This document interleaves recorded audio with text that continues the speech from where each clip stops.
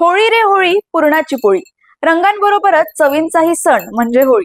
पण तुम्हाला माहितीये का, होळी फक्त रंगांचा नाही तर खाद्य संस्कृतीचाही सण आहे। भारतात प्रत्येक सणाला खाद्यपदार्थ असतात आणि होळी म्हणजे चविष्ट पदार्थांची जत्राच। होळीमध्ये रंग कोणते उधळायचे हे ठरवायच्या आधी खायला काय आहे हे ठरवणं जास्त महत्वाचं असतं, नाही का? वेगवेगळ्या प्रांतांमध्ये वेगवेगळे पदार्थ बनवले जातात। कोणी पुरणपोळी शिवाय होळी साजरी करू शकत नाही, तर कोणी थंडाई आणि भांग शिवाय होळी अपूर्णच मानतो। चला तर मग बघूया भारतात होळीच्या दिवशी कोणते खास पदार्थ बनवले जातात आणि का।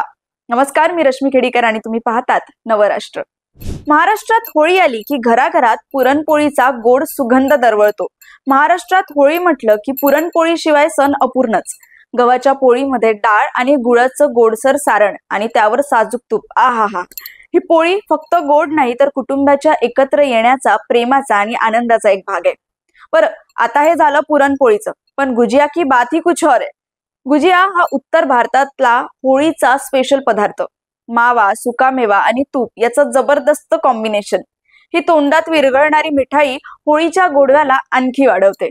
आता होळी याशिवाय होऊच शकत नाही, म्हणजे थंडाई। होळीचा थंडावा आपण याला म्हणू शकतो।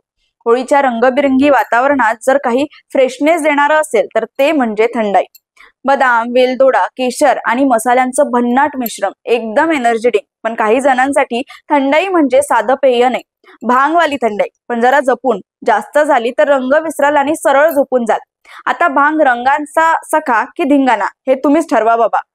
होळीच्या खाद्य संस्कृतीत अजून एक वेगळा पदार्थ आहे कांची। उत्तम पचनासाठी ओळखले जाणारे हे पेय उत्तर भारतात मोठ्या प्रमाणात प्यायले जातात। आंबट, झणझणीत आणि तितकीच आरोग्यासाठी फायदेशीर कांची हे उत्तर भारतातील पारंपरिक पेय आहे। तर मग तुमच्या घरात होळीला कोणता पदार्थ हमखास असतो? तुमच्या गावात होळीला काय खास बनवलं जातं? आम्हाला कमेंट्स मध्ये नक्की सांगा। आणि हो, रंग खेळा पण चविष्ट पदार्थही एन्जॉय करा। Happy Holy.